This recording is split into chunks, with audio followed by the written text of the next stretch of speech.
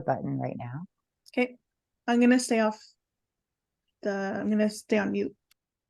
Okay, and we are going to admit all.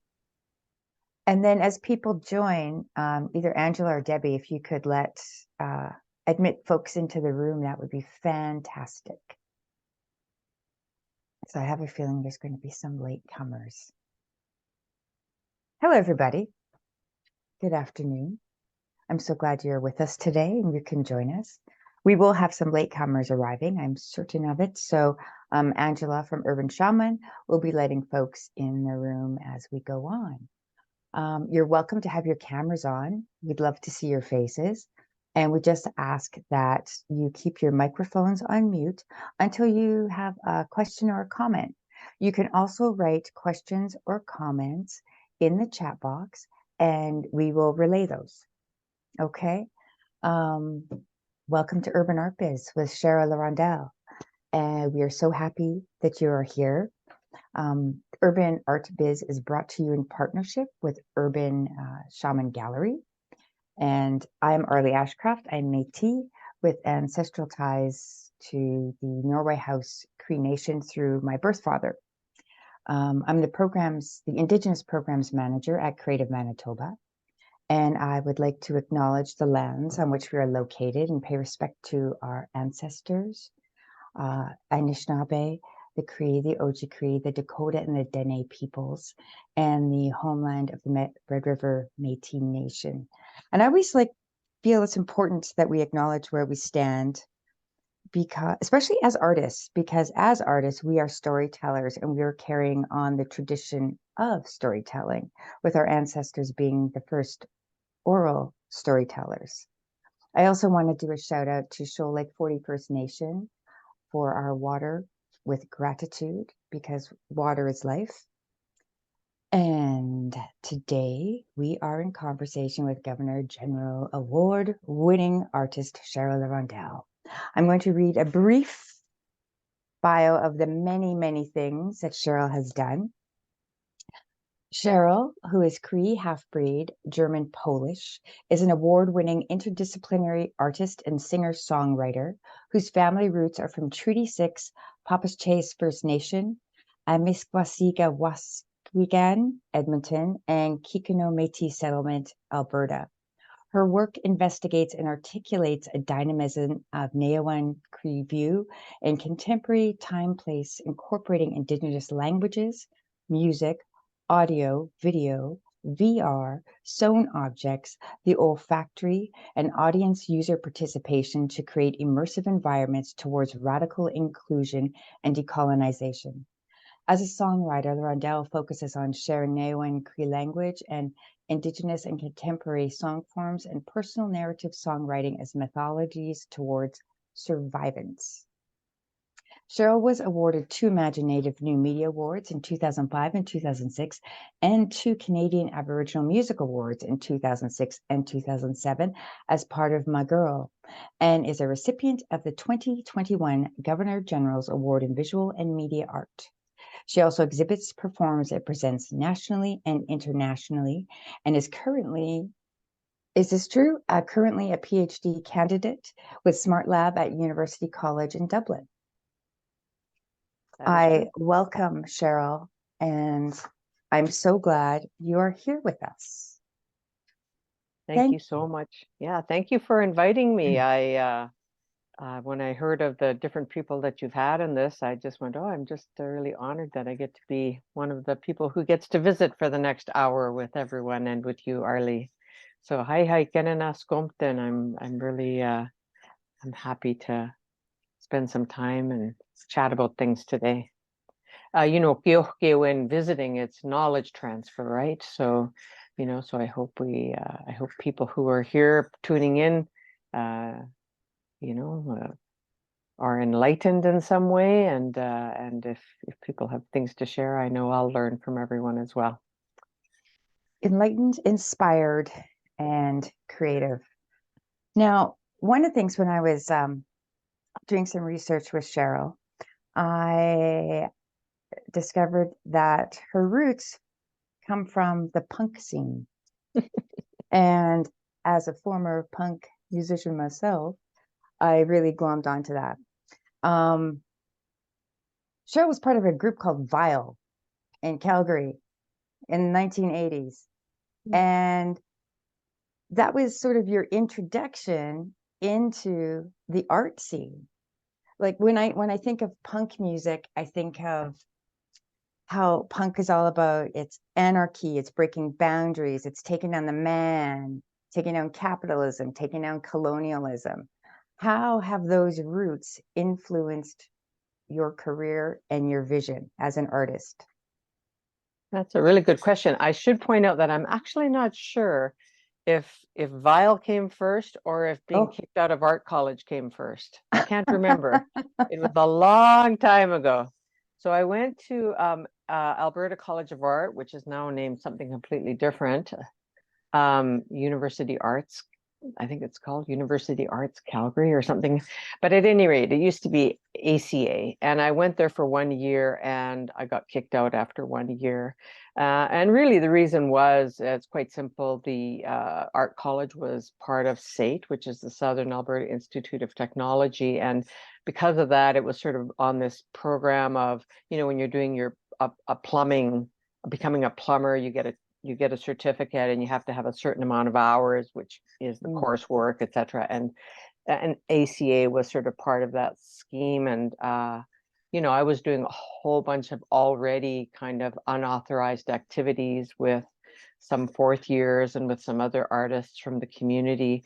And so, the college basically just let me know that I wasn't the type of student that they wanted to have. And I figured I was in good stead because that same year, a dear friend of mine, Bill Pelche from Saskatchewan, also got kicked out for painting on a pillar, shock of all shocks. And of course, Joni Mitchell also got thrown out of ACA many decades before.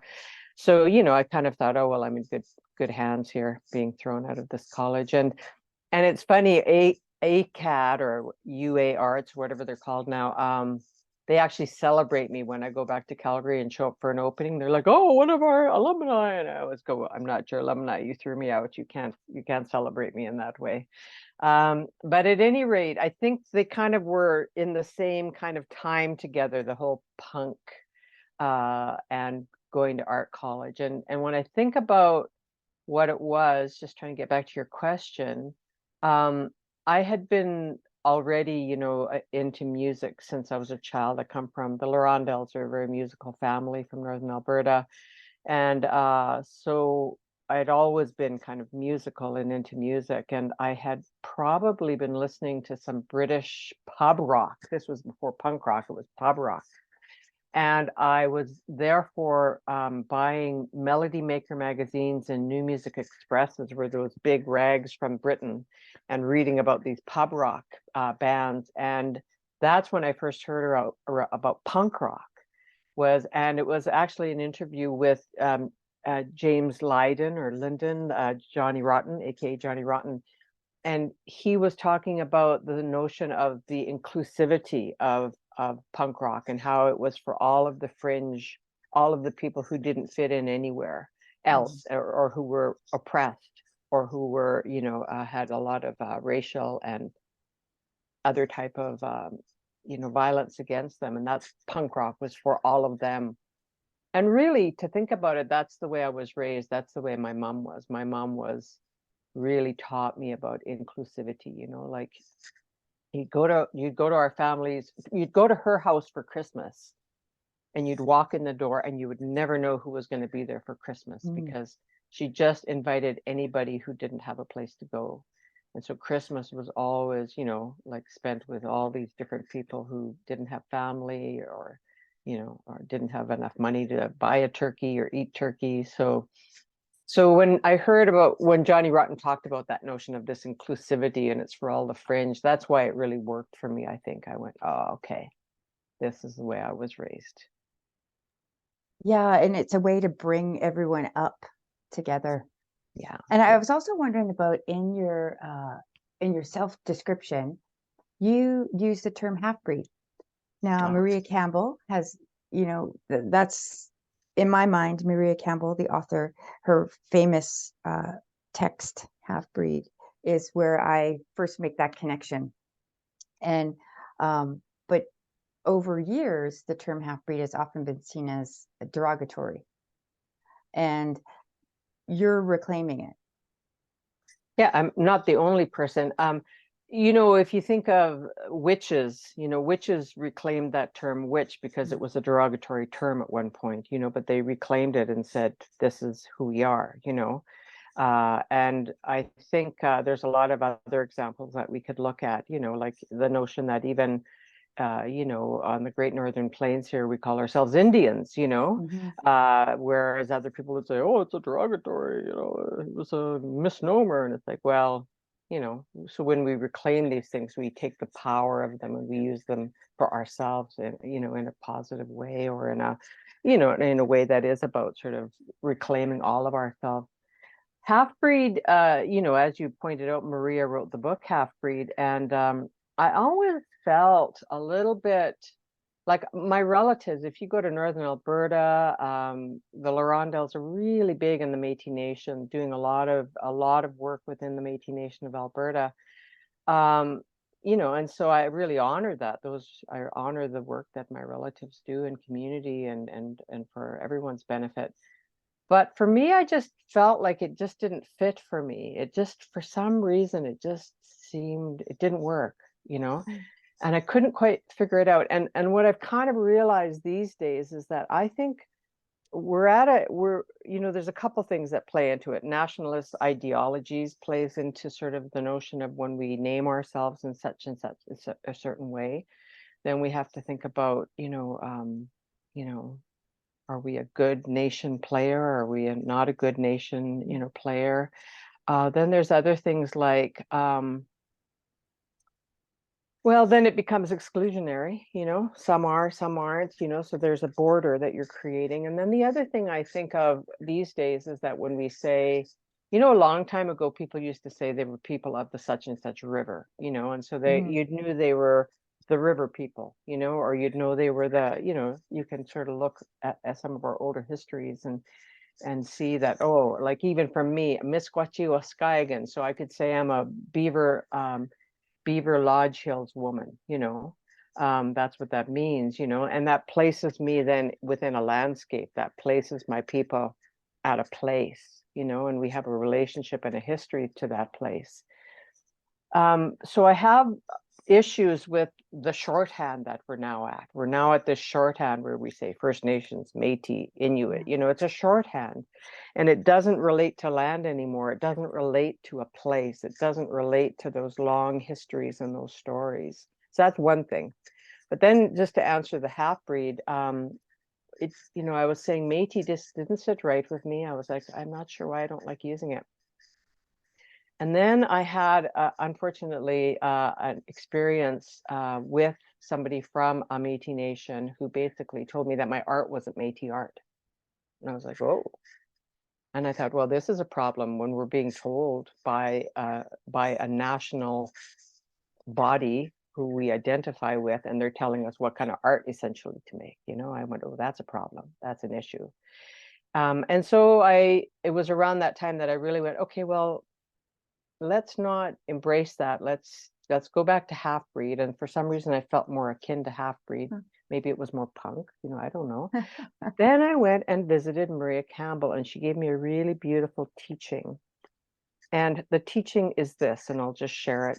I'll try and tell the short version, because people who know me know that I come from a family that makes a short story really long. So I'll try and tell you the short story.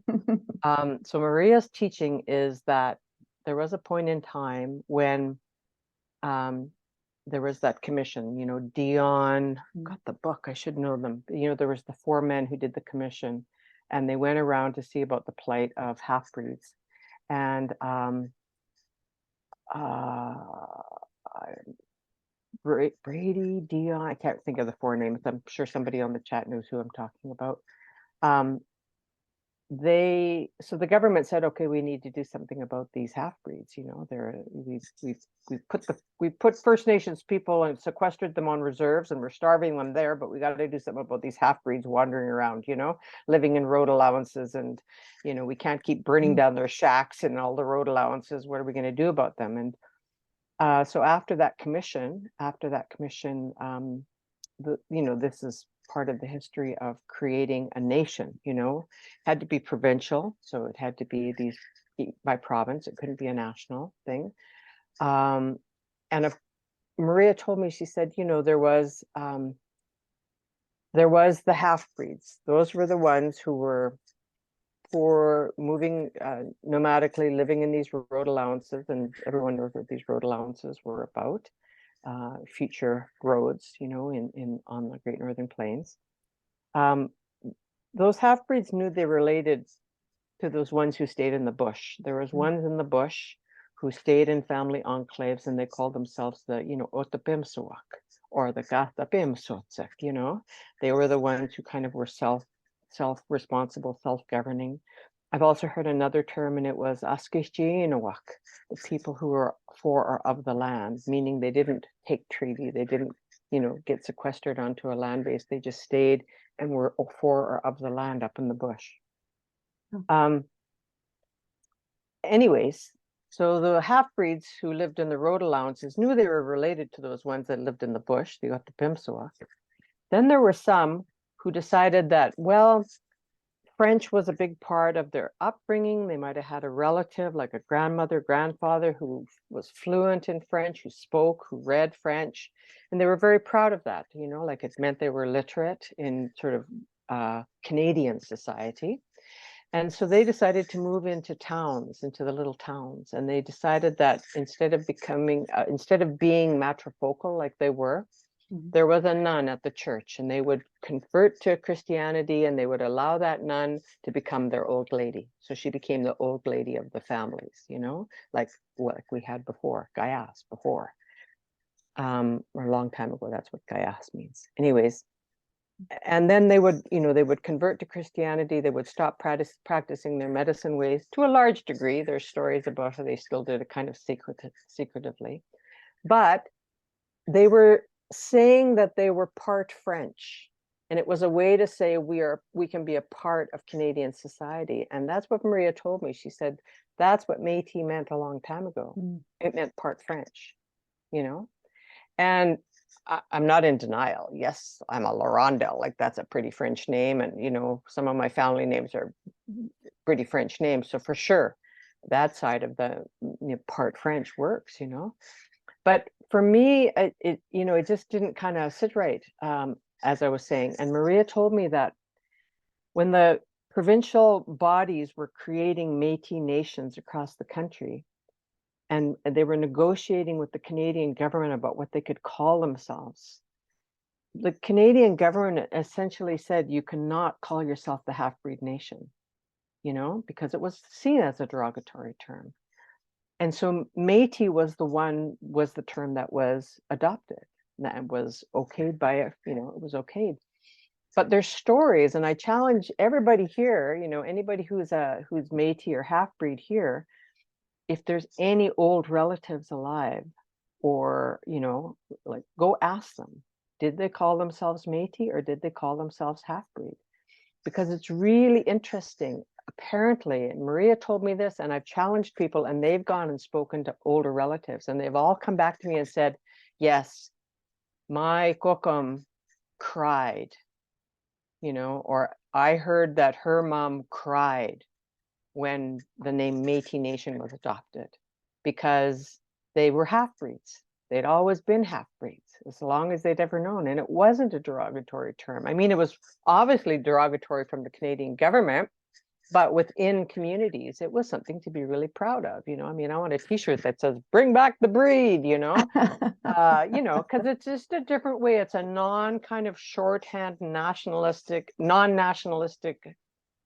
idealized way to speak about one's identity, and to be really darn proud of it. With what's going on right now in Palestine, I saw a man speaking about, he said, they're bombing, there's missiles, they're coming from all over the world, they're attacking us. I am so proud to be Palestinian because we must be a threat to the whole world if you're coming to kill us all, you know. And I went, he's owning it, you know, he's just with pride owning his identity and who he is, you know. So anyways, there. That was a long story, but I'm sorry, that's the way I roll. It's perfect. Thank you. A lot of time you use the word survivance in your work. There's a quote from the Queen's Arts and Sciences that says, Cheryl is one of the earliest adopters of the World Wide Web as an artistic medium and most cogent theorists of its significance as a space for cultural self-determination and survivance. And so I was looking up the term survivance and sort of where it's come from. And in 1999, Anishinaabe cultural theorist Gerald Visenor, in his book Manifest Manners, coined the term survivance. Now, Gerald's definition was an active sense of presence, the combination of native stories, not a mere reaction or a survivable name. Native survivance stories are renunciations of dominance, tragedy, and victimry. Now, because the term survivance features so often in, like, you have a piece, sonic survivance, and in descriptors of your work, and I think even in your bio, what does that, I want to say, not what does that mean to you? How does that set your vision with your work, this term of survivance? Well, just to be accurate, it was actually Foucault who was the first person to use the word survivance. It would be like survivance. I don't speak French, but I imagine that's kind of more what it would sound like. And it was Wisner then who basically adopted it and took it. I think for me, you know, it is this notion of still and. In Cree, you'd say asemina. You know, you could translate it roughly and says it means again. But again sometimes sounds like something ended and something is now starting up again, like a resurgence, right? Where I think we're, when we sort of own this notion of survivance, what we're saying is still and. It didn't end. You know, there was a rupture. You know, we know that there was my buy-in, and that's what they'll say in Cree when they're talking about the time when the treaties were not honored, you know, and the time when there were the the resistance, the real resistance. It meant those agreements were not honored, you know, so there's a rupture, my buy-in, the time when things went bad. However, it wasn't it wasn't the end of something and then we all have to dream it up, you know, dream it new again. It's still and it continues, you know. And when you think about sonic survivance, you think about the fact that there are sounds, like even us speaking right now, these sounds go into the atmosphere, just like our breath goes into the atmosphere. And we're still breathing the air our ancestors breathed. You know, we're still part of the same continuum.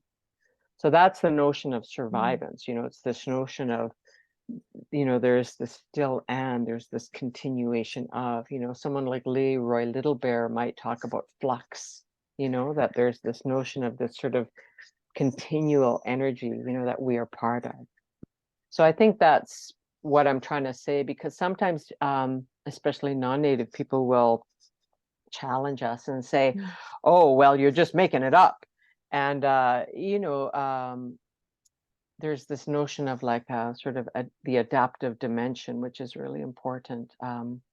There was a friend of mine was at a ceremony many years ago, and the elder who was officiating said, I'm doing this ceremony like my ancestors have always done. And the person, spoke up. The person was non-native who spoke up and said, but, you're wearing jeans and cowboy boots and a big buckle, and you're using a big frying pan for your smudge. Like, how is that something your ancestors have always done? And the old man said, like my ancestors have always done, I am adapting, so we will survive, So I think that's kind of the spirit of survivance, still and all, or even we could say already and, like we're not ending. Yeah, it's sort of like the seven fires, that we are not at the beginning or the end. We're always in the middle, whoever we are, for the 7 generations, that there is not an end. It's, you're in the middle. There's 7 behind, 7 ahead, and you're also in the third. So it keeps going. It's very circular, the worldview. Yeah, it is. It's very grounding. Yeah. One of your works, excuse me, we talked a little bit last week about Why the Caged Bird Sings, which is the title of Maya Angelou's great work, her sort of groundbreaker of work. And I was looking up some quotes, and because we had talked a bit about her, and I want you to talk about this, the Why the Caged Bird Sings, because I think it's such an important work. But one of her quotes is, "There is no greater agony than bearing an untold story inside you." And I felt that quote mirrored what you were doing with your project, even though, as you explain, the project is not about Maya's work. Is that? Yeah, we talked about, we had our little pre-visit, or coordination. And, the thing about titles is that they're uncopyrightable, I mean, I think there's a song, what is it? Bob Dylan wrote a song where he just took all these titles and he wrote an actual whole song just of titles of things. So I definitely was inspired by Maya Angelou, and really I was thinking about it. It was an important book for me to read when I was, in my late teens. And I also, what I got from the book was this notion of, regardless of how oppressed or caged, or one is, that there still is this sounding and this freedom that one finds by sounding out their existence, and actually that ties back into the previous question when you were asking about survivance and talking about the net artwork that I've done. I realized at one part in the net artwork that this was back when there was like literally no websites, no Indigenous websites. I was part of Speaking the Language of Spiders, that first website that Aha Sue and a whole group of us made. But what I realized, that because I was a singer and I had studied voice, that I had been taught that when you sing into a room, you're always listening for your voice resounding, hitting surfaces. That's what you're listening for as a singer. You're quite aware of where the surfaces are. Maybe I just was, or maybe I became over aware of it. And then that sense of that resonance, and it helps to kind of echolocate you. You know where you are, and so, the reason for making some of those early websites was this notion of, well, let's if people are going into cyberspace, if our communities are going into cyberspace, let's let them have this notion of they can place themselves in this space, because there now are these objects, these websites that are surfaces that their voice will resound and they will hear themselves. But with regards to Why the Caged Bird Sings, this notion of the story, the untold story, we know that in our communities that, we're always told that our community needs us. Our community needs us to help out, to contribute. And I always, for a long time didn't know what I would, what I could share, I was always like a punk, always a bit like, breaking rules and, getting into trouble and, I'm kind of wandering aimlessly for a while there. And I think it was when I learned that I knew how to write a song. I mean, I did the punk songs, but, they were, as this image, I think that is up, it's me kind of really screaming into a microphone. When I realized I knew how to write a song, that I could say something in a song, and I knew how, and I actually had people that I could work with that were recording engineers and producers and different musicians who were really, good musicians. That was when I knew I have something to share. And I had been invited to go into, I had already been going into a few correctional facilities, and that's what they're called, correctional centers, if they're provincial. And I knew that I'd had an experience, actually, it was quite pivotal. I'll just tell it. I went into this facility to do a concert, a 1-hour concert, and I was with Joseph Nitauha. We used to have a duo called Nigamuk. There was 2 women at the front. You could tell they were having a really shitty day. They wanted to disrupt the event. There was a couple guards who were watching them, like just watching them, and I saw them too. I went, oh, those women aren't happy today.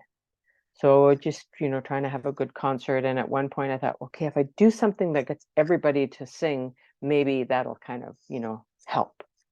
And so there's a powwow song that Joseph and I sing that was arranged by Black Lodge singers from the States. And it's a powwow version of Twinkle, Twinkle, Little Star. So I said, who here knows how to sing a powwow song? And a woman in the middle of the crowd, a young woman, said, are you going to sing Strong Woman Song? And I said, how do you know that song? And she says, my mom was in P4W. And I just went, oh, my heart just sunk. I went, oh, that's tragic. 2 generations in a family are now incarcerated, prison for women. And now this woman's in a provincial. And I said, we could sing that song. Does everyone know sing that song? And, I was watching these 2 women at the front and they were not quite sure what was going on. What song? What is this song? And then I said, well, there's a story about the song. And so I said to the woman, do you want to tell the story? This young woman, she said, no, you're on stage. You sing the story. You tell the story. And so I said, okay. And so there's the story about Strong Woman song. And it was a song that Maggie Paul from the East Coast had shared with the women at P4W. And this was during the time when there was the raids that were happening, and the lockdown and the horrible atrocities that were happening to women at P4W. They were being raped, they were being strip searched, they'd been in confinement naked. I mean, I went into P4W, I saw that facility, and I could imagine what it would have been like for them.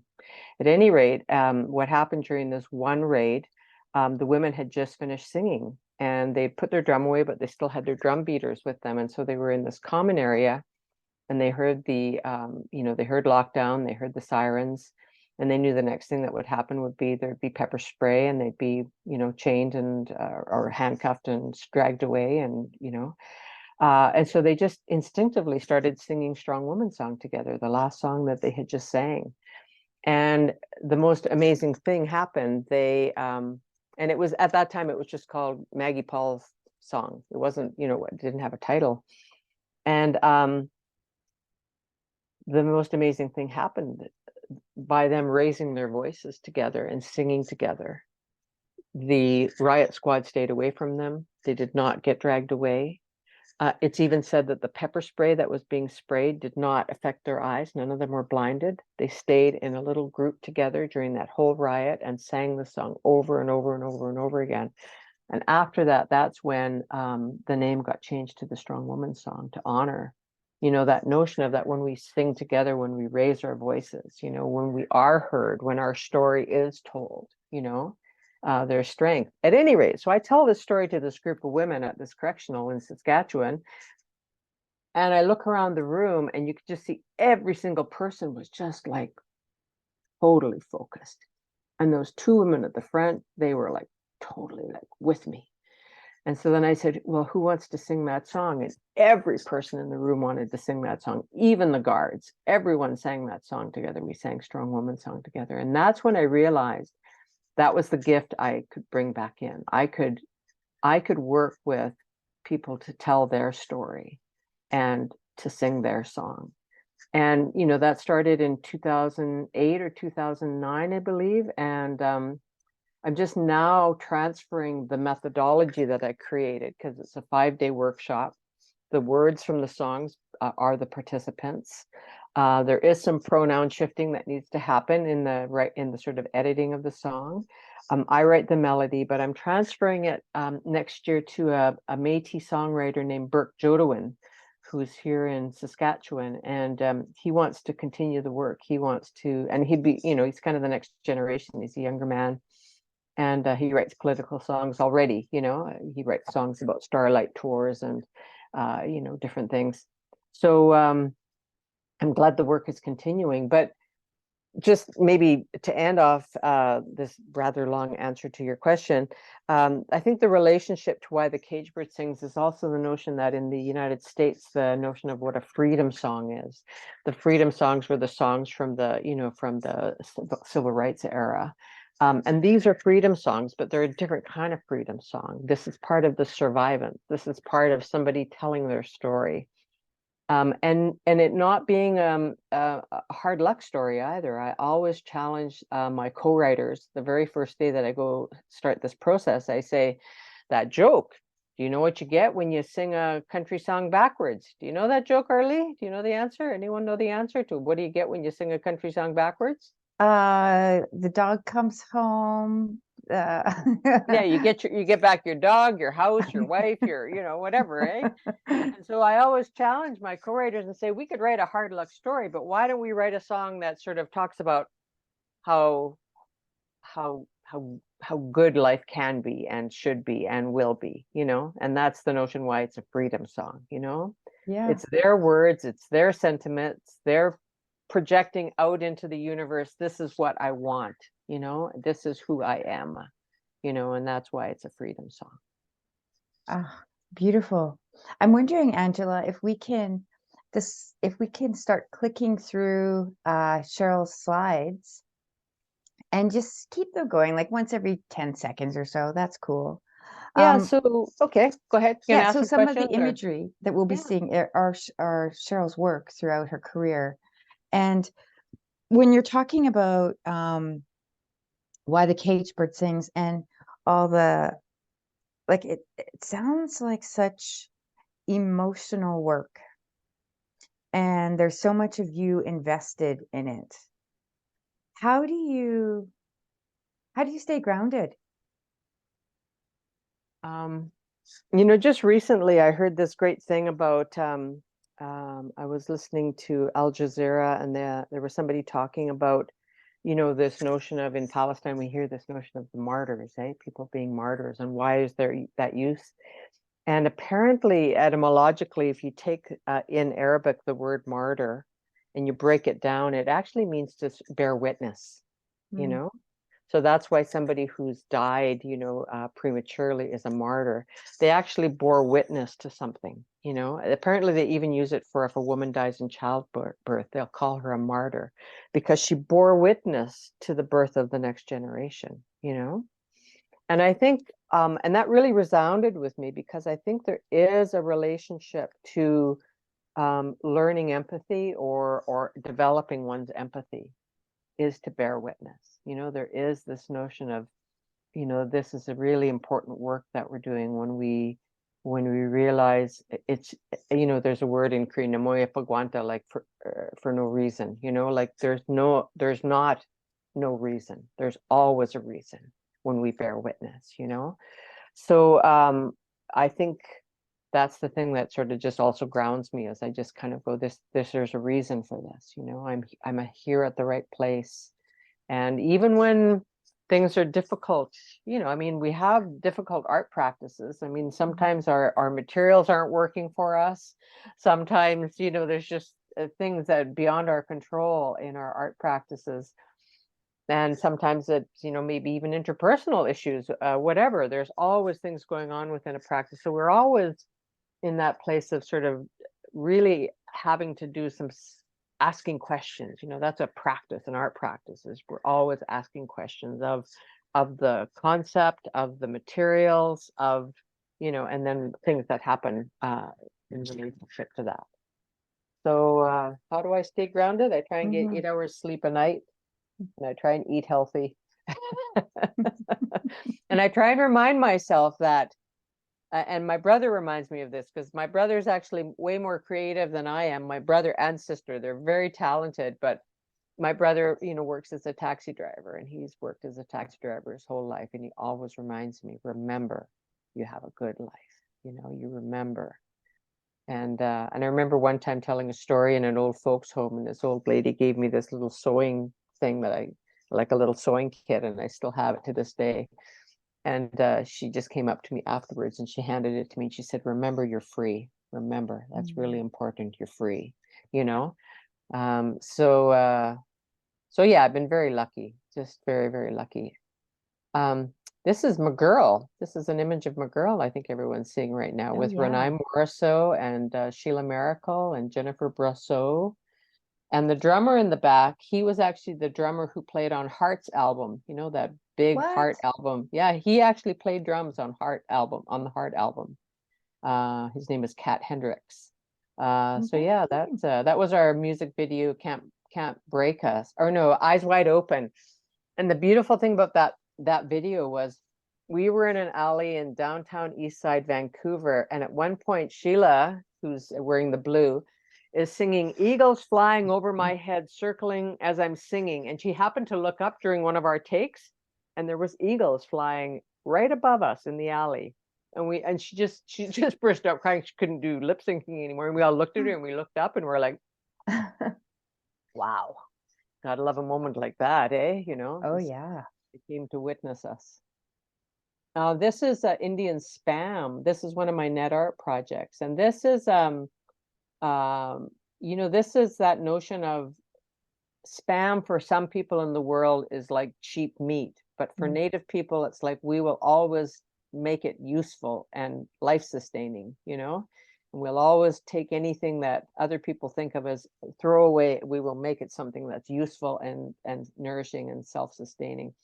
And so this project, the point I was also making with Indian Spam was, at the time, this was before they passed the spam law, where people couldn't just send you emails without you acknowledging that you wanted to get them. And in the Native community, if anyone remembers, we used to get those group emails, which would be joke of the day, so you get to have a good laugh, or it would be somebody found some regalia in a dumpster. Can we, here's the image of it. Does somebody know who it belongs to? Or, there was always these kind of, or somebody's doing a sacred run. Can you pass it on? They're going to be coming through your town, So for the Native community, our spam was, also something that we really cherished, so that's what that project was. And there's me singing with Nigamuk. That's Joseph Nitauho. Joseph and I are actually going to sing on Saturday night. We're honoring Edmund Bull. We're giving him a Lifetime Achievement Award at the Saskatchewan Music Industry Awards. And so we get to sing a song together, which will be nice. Oh, that's beautiful. Yeah, it's going to be lovely. We still get together and sing. We both are gray now and look very different, but I won't say what each project is. That would take too long. Did you have some more questions? Yeah, I was wondering, because you have such a wide scope of all the mediums and that you work in, how do you choose which medium for which vision? Well, some of these projects, like this one, we're looking at this cushion. This is a cushion that's like about 8 feet long by about 5 feet wide, and it's about 3 inches thick. And if you were there, there would be audio directed at it. So the only way to actually hear the audio is to stand on the cushion. I really wanted people to kind of have this notion of some art needs to be touched, like, we have this thing about we go into galleries and you can't touch anything, and it's kind of like, no, actually, the only way to really experience this artwork is you really need to either lay or sit on this couch, on this cushion, And that's how that's how it rolls. And if you looked at it really closely, it has inscribed into it the Thanksgiving address, which is the Haudenosaunee, also known as the Prayer of Thanksgiving. And the audio that goes along with it is Elder Jan Hill orating the Thanksgiving address. So I think how do I choose? It's really, I guess what I'm saying. This one, this is from the same series, and this has a greeting from, this is a sacred rock that sits in Vancouver in Swinomish territory, and it's a being that was transformed into that rock, and they're like a guardian. And the audio that goes along with it is a rapper, Krista Lee, introducing herself and introducing people to her territory. And so same thing, you have to actually lean right against that cushion. It's about 6 feet tall by about 4 feet wide, I think. You have to lean right against the cushion to actually be able to hear the audio. I thought they were actual rocks. Yeah, it's really great, like what you can do with Adobe Photoshop. It's a really good camera. So what do I decide? Like, let's just stop. I'll tell you about this project. This was a project that I was asked in 2016 to create work for an exhibition called With Secrecy and Dispatch. And it was at Campbelltown Art Centre in Australia, just outside of Sydney. And it was honoring the 100-year anniversary of the massacre of the Dharawal people. And they had been massacred by the Australian government to make way for settlers, so because it was good farming land. And the title With Secrecy and Dispatch of the exhibition comes from a letter that was sent with secrecy and dispatch, instructing the army how to sort of do this, get rid of people. And what they did was they chased them off a cliff in the middle of the night. And there was only, I think, a couple women and a couple children who survived, and they went into, became slaves in some of the cattle ranches. And so the Dharawal Nation continues from those few that were left. And so the person who owns the ranch where the cliff is won't allow people anywhere near it, but not far away, there's a public park. It's a couple miles further down the road. And so there was concerned citizens made this plaque, you can kind of see it there on that rock. And for the artwork, I wanted this notion of, we don't go to those places, or sometimes we're not allowed to go to those places. So how do we bring those places into the gallery? And so sometimes, that's going to help me decide on what technology I'm going to use. And I had done a workshop with Max MSP, and I learned some stuff about Max MSP, about how the background can become negative and whatever is within the camera's purview becomes positive. And so I had an idea, and yeah, was able to sort of create it where you can see the camera on the floor in the front there. And what happens is people walk into the gallery space, and there's a monitor, like a little plinth, and in the plinth there's a monitor. And when you look down at the monitor, you realize you're reading the plaque that's on the stone, that when you first walked into the gallery, it was just kind of like, this scene with no people in it. There was just a scene of a place. And after you finish reading the rock, or reading the monitor, and you look up, the Connect's camera has been taking a photo of you every second and compiling them and making them opaque. And so when you look up, you are now standing behind the rock, and you are now basically honoring, the monument. You're honoring this memorial for this massacre. So you're now standing in solidarity with the people who were massacred. So, so I think it's just really this notion of, how can I use different technology, different materials, different scenarios to kind of get the message across.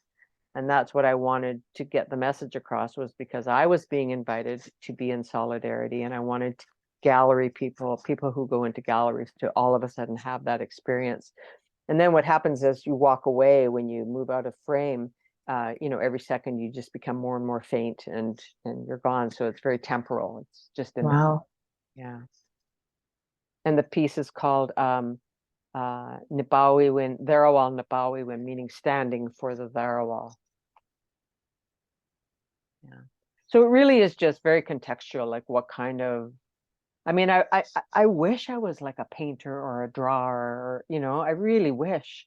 But I got kicked out of art college, so I never really got that kind of ability to sort of really master something. So technology, came in very handy. I could understand concepts, and then I work with people. I hire lots of people who know, and I learned just enough of a technology that I can have an informed conversation. I'm not a coder. Well, I can do a little bit of HTML coding and CSS and stuff like that, but and I know basic stuff about different codes, so that I can have at least an informed conversation and with whoever I'm hiring. Yeah, I'm very really important. I'm big into cushions, loving cushions. Yeah. And this is for VR. If you think of a Baudrillard's simulacra, and that's that notion that in this sort of what he considered this postmodern time, we're now referencing sort of this infinite reference, like a film will be about a film, about a film, about a film, and so this piece, this cushion, is part of a VR. And in the VR, you're actually in the muskeg. So when you take the visor off, and I also wanted to kind of create this notion of, for VR, I didn't, in the Native community, I think sometimes, like, I've been into galleries when there's somebody, they got a visor on and they're going like this, and everyone just laughs and goes, what an idiot, that looks stupid. And I think about my mom, and that's what she'd say, that's stupid, why are they doing that? And so I wanted to create these little places where you could experience VR and experience it comfortably. So with this piece, this is the cushion for a VR piece. It's 4 feet by 4 feet, and it's 4 feet thick with a bit of a hump on it. And it feels just like if you were standing in the muskeg. And so you can lay on it, you can sit on it, you can stand on it. But when you put the visor on and you look down at certain parts of the video, you're actually in the muskeg. So. Oh, that's cool. Yeah. It's like, that's something I would like to have in my house. And I noticed in one of the earlier slides, there was a fire pit. Yes. That's a cushion with the grandfather stones. It's actually like to simulate. That's another teaching from Maria Campbell about when I was talking about when she said that the women, people stopped practicing medicine. She said, except for really secretively. And so the piece is called Medicine Kitchen Table, and that's the cushion for the VR. Because in the VR, you're actually underneath a table being doctored, because they would still use frying pans and mushums or grandfather stones to doctor people, and they would do it underneath kitchen tables. So it was secretive, so that if the priest came by, they wouldn't really know that somebody was being doctored in the house, So anyway. Oh, so many stories. I'm wondering if anyone else from the gallery has questions. Please feel free to chime in. We only have about 5 minutes left. Does anyone have any questions? Well, we could go as long as you want, but I know people have lives and everyone needs to get on with things. Yeah. And I'm thinking that maybe with Angela, oh, that's beautiful. That's part of the VR as well. The VR where the muskegs on the bottom. And I'm thinking about in work these days, especially in VR, like this notion of impossible places. Like, when would you ever be underneath a big drum, when we in the other piece, the Medicine Kitchen Table, you're under a table, but the table is moving and it's women dancing around you. When would you ever be in these situations? So I think Indian VR gives us these opportunities to be in these kind of impossible places that we could never only in our dreams, I guess, experience. Anyways, if anyone has questions or comments, I'm just super grateful. I can see some nice smiling faces. I've been looking at people nodding their heads while we've been sitting here. So I'm sorry, Arlie, I don't mean to take over your... No, No, your no, no. visit. This is why you're here. Nice. This is what it's about. Nice group of beings. Yeah, and then Thanks, Angela, when Liz. we I'm just going to say goodbye to Liz. She has to run to another meeting. So okay. it's nice to see you, Liz. Hi, can I ask Ciao. something? Let me Good go to ahead. Ciao, see ciao, you. Liz. Thanks. Bye. Yeah, thank you, Liz. We'll see you again. Yeah, so Angela, why don't we stop the slides and we'll just go back to full screen for the last few minutes here. Yeah, let's Thank go you to so much for doing that and for making those images come up. Very much appreciated. Yeah, thank you very much. Too much work to talk about each and every piece. I went along the theme of when you said when you sort of coined me as a punker. I thought, okay, we're going to try and give that edge to everything. We're going to give a little punk edge to why I do what I do. Yes, if anyone has questions, please feel free just to turn on your mic or put your hand up and ask. I was wondering why you wish you drew. Oh, I think that's a lovely question, Sean. I think if I had a skill like that, like I would just spend my life rendering things, I would just, because actually at one point I remember, in software, in some software, you can work in the software, but then when you want to process it or output it, you actually have to render it. And I finally went, oh, I can render, because I never was able to really draw very well. I mean, there's, and I just envy artists who have a really solid material capability and understanding. And I just recently bought myself the new iPad with a pencil, and now my challenge is I'm gonna do drawing right on. I'm gonna try and draw. So finally, now that I'm turning into an old lady, we'll see if I can draw. So I'm in the same boat. envy. Are you in the same boat? I just got an iPad with the pencil. Oh, Like, good. Literally, like last month. Yeah, let's send each other drawings. We can see how. Okay. It's so nice that you're. I think Natasha, you said you are that kind of artist, so it's nice to meet you. I'm glad you're that kind of artist. I so appreciate it. Yeah. Cheryl, what do you want your legacy to be? Gosh, I don't know. Let's see. Legacy. Well, I want my mother always says keep busy and be useful. So I think that's what I'd like my legacy to be. I'd like to honor my mom, and I'd like to, my mom's native, my dad's non-native. I think that's fairly obvious in my bio. And I really just would like to honor her and be a good girl, keep busy and be useful. And so I think that's the kind of work I try to make and what I hope I could be remembered for in the end. That's beautiful. And somebody just wants to know what year you were at ACA. Oh, 1980, 1981. Awesome. That year. Long time ago. I can't thank you enough for being here today, and I can't thank everyone for joining us with so much gratitude for sharing the teachings, your work, your wisdom, and your practice. So inspiring. Thank you. I'm super grateful that you invited me. I live here in what is now known as Saskatchewan, Treaty 6, and it's been wonderful getting to visit with you.